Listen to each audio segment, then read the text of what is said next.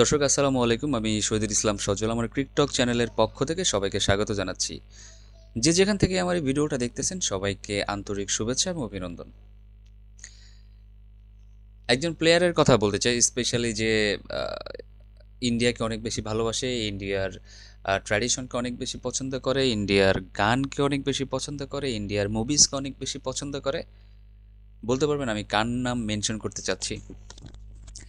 আমার কাছে মনে হয় যারা কথাগুলো মনোযোগ দিয়ে শুনেছেন হয়তোবা অনেকে বুঝতে পারছেন, বা আবার অনেকে হয়তোবা বুঝতে পারেন নাই। তবে বুঝতে পারার আগে সবার কাছে একটা অনুরোধ করতে চাই, যারা আমার এই চ্যানেলটাতে নতুন আছেন তারা অবশ্যই আমার এই চ্যানেলটাকে সাবস্ক্রাইব করে যাবেন। তো যাই হোক, কথা না বাড়ায় বলতে চাচ্ছি সেই স্পেশাল প্লেয়ারের কথা। তিনি হচ্ছেন one and only David Warner. David Warner দেখেন, ডেভিড ওয়ার্নার কি না করছে। ইন্ডিয়ার গানকে এত বেশি ভালোবাসেন, তার টিকটক চ্যানেলটা যদি আপনি সার্চ করেন তাহলে দেখবেন যে অধিকাংশ সং, অধিকাংশ ডান্স সব কিছুই আপনার বলিউড মুভির সংগুলোর সাথেই।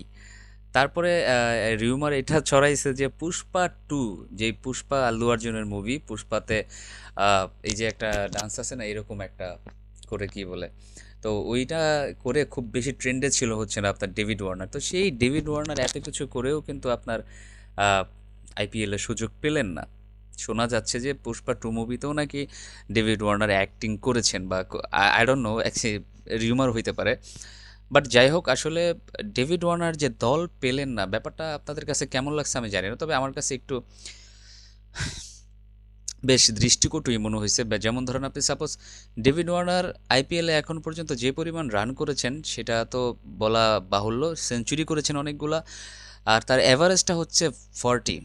আর তার আপনার আহ,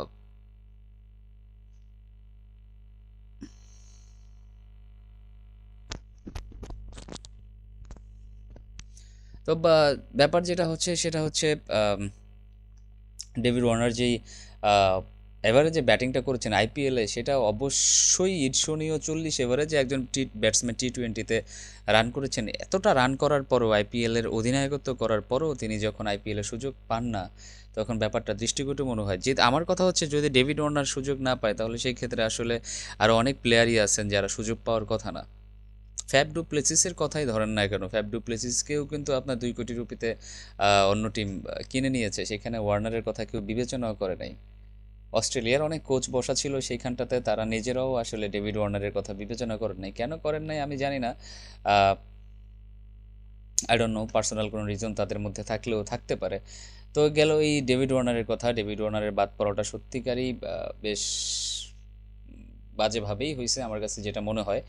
তারপরে আসেন স্টিভেন স্মিথের কথা, অস্ট্রেলিয়ার ক্রিকেটার, ক্যাপ্টেন, তিনিও সুযোগ পান নাই। তারপরে হচ্ছেন আপনার কেন উইলিয়ামসন, তিনিও সুযোগ পান নাই। জো রুট তো নিলামে নামই দেন নাই। তো এই যে আসলে বর্তমান ওয়ার্ল্ডে যে সেরা 4জন ব্যাটসম্যান আছেন, যাদেরকে আসলে ব্যাটসম্যান হিসেবে আদর্শ মানা হয়, সেই ফ্যাব 4-এর কিন্তু 4জনের 3জনই খেলছেন না, শুধুমাত্র হচ্ছেন বিরাট কোহলি। তো এই হচ্ছে বর্তমান আইপিএলের অবস্থা। তো আমার কাছে মনে হয় সাম্প্রতিক সময়ে এই খেলোয়াড়দের পারফরমেন্স বিবেচনায় আসলে আইপিএলে তারা সুযোগ পান নাই। আহ, এটা হচ্ছে আমার পার্সোনাল থিঙ্কিং। বাকি দর্শক আপনারা বলতে পারবেন আহ, কেন তারা দল পেলেন না, সেটা অবশ্যই আমার এই ভিডিওর কমেন্ট সেকশনে কমেন্টস করে জানাই দিবেন। সবাই ভালো থাকবেন, সুস্থ থাকবেন। সালামু আলাইকুম।